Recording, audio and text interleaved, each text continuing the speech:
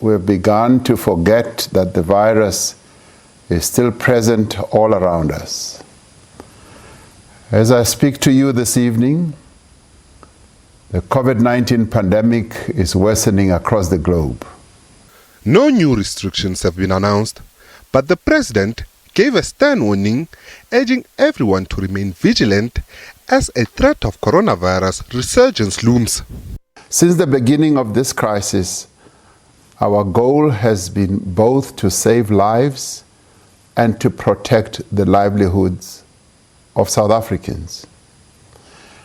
As we rebuild our economy in the midst of this pandemic, this must remain our overriding concern. Although infections have stabilized, many people are still getting infected every day, and we remain vulnerable. We are seeing now how quickly and how dramatically infections can rise in a number of countries. We are also seeing how health systems can become overwhelmed in the face of rising infections. Government is anxious about the upcoming festive season. The president renewed his call to adhere to protocols to avoid an imminent second wave of the virus, which will no doubt be costly on many levels. The second area of concern that we need to pay attention to is the upcoming festive season in our country, during which time many South Africans travel to other parts of the country and where people tend to relax and to gather socially. These activities, if not undertaken responsibly, pose the greatest immediate threat to our management of the pandemic. But we can avoid a second wave if we each play our part, if we remember what we need to do to keep ourselves and others safe.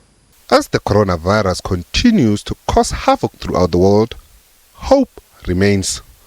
Earlier this week, the world witnessed a game changer in the world of science regarding the development of a vaccine. This is the first evidence that an effective vaccine against coronavirus is possible, and that the preliminary data from the research suggests that it may be more than 90% effective. Now, this changes our perspective on the future of the coronavirus pandemic.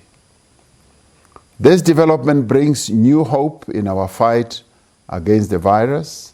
The president has called on South Africans to remember the lives lost to the coronavirus and gender-based violence.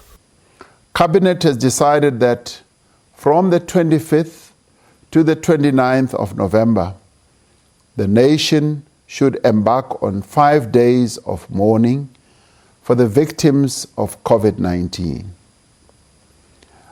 as well as for the victims of gender-based violence and femicide.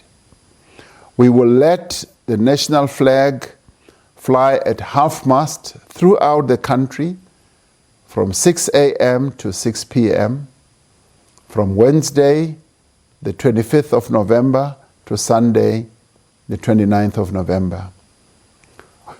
We call upon all South Africans to wear black armbands or other signs of mourning to signify our respect for those who have departed.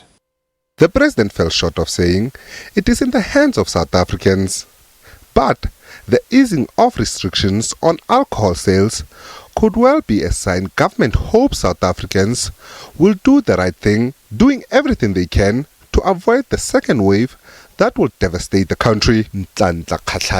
SABC News, Johannesburg.